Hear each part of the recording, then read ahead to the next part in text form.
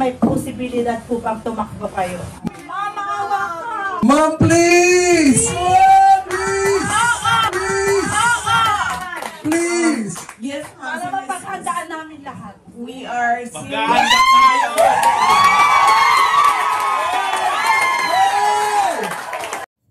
Grabe mga idol, mga OFW sa Japan nagmakaawa na gabi pisaran na tumakbo para pagkapangulo mga idol.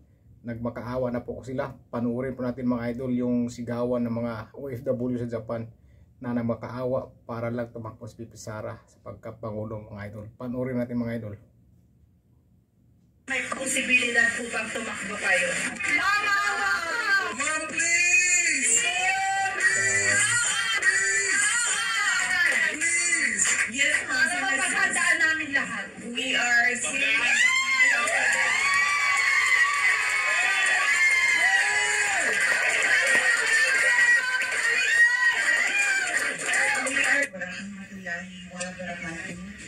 Madalaw, maayong adlaw, kaninyong tanan. Magandang araw sa inyong lahat.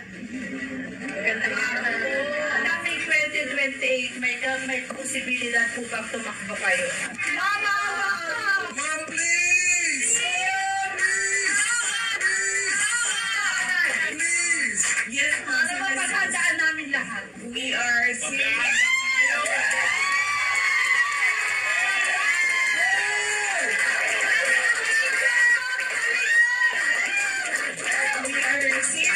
considering, ma'am.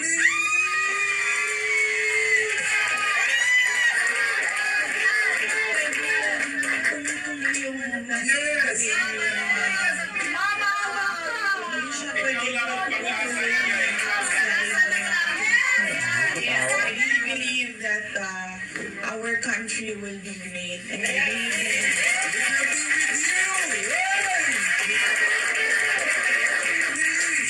mahirap ipaintindi sa ating mga kababayan, and mahirap yung kailangan natin gawin kasi you really have to stand firm, especially with government policies para maayos siya.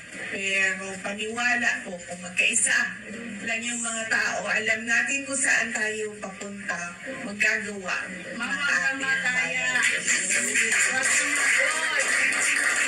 Isa din yan sa kailangan bantayan ng mga kandidato. So, pinaliit namin yung mga projects and programs namin. Noong una, last December, nag-planning kami.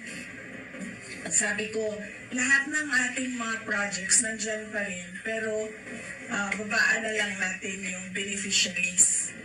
Pero, nung nakapag-usap kami ulit, nitong January na lang na meeting, sabi ko, sabi rin ng EDSECO, mas maganda siguro kung bawasan na lang natin yung projects natin para marami pa rin maka-benepisyo. So hanggang ngayon, tumutuloy yung meeting namin kung anong mga projects doon ang may impact talaga doon sa mga geographically isolated and disadvantaged areas. Kasi inuuna talaga namin yung mga underserved communities kasi laging pag sentro, like Davao City, madami ng opportunities. Pero yung mga kasikbit na mga probinsya and municipalities na mga maliliit, yun yung mga kailangan talaga ng tulong. So pinaliit namin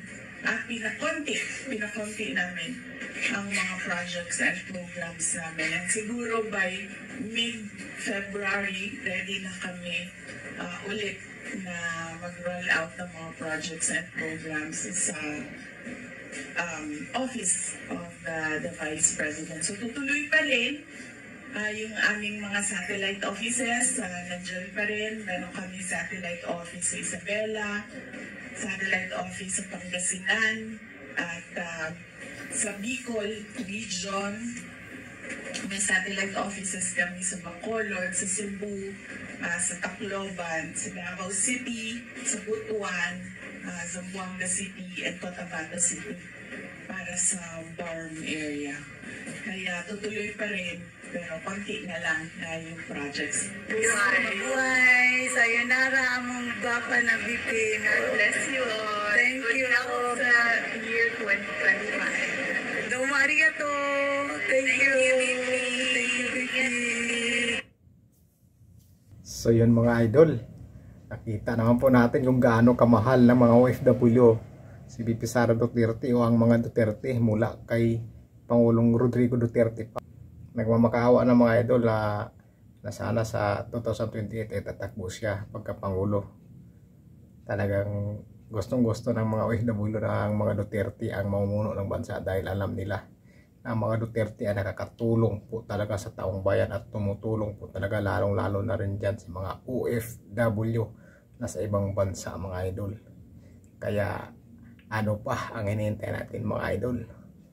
Support VP Sara Duterte. Sigurado na yan mga idol, dahil kagaya ni Pangulong Rodrigo Duterte, tumakbo yun dahil sa mga tao, pinilit siyang tumakbo ng mga tao, kaya sa napilitan tumakbo pagkapangulo. So yun lang mga idol, huwag sana kalimutan mag-subscribe mga idol at paki-like ng video, paki-subscribe po mga idol at paki-click ang notification bell para sama-sama tayo at dumami tayo dito sa channel ko. Sulit po tayo mga idol. Bye bye sa inyo mga idol. God bless po sa inyo.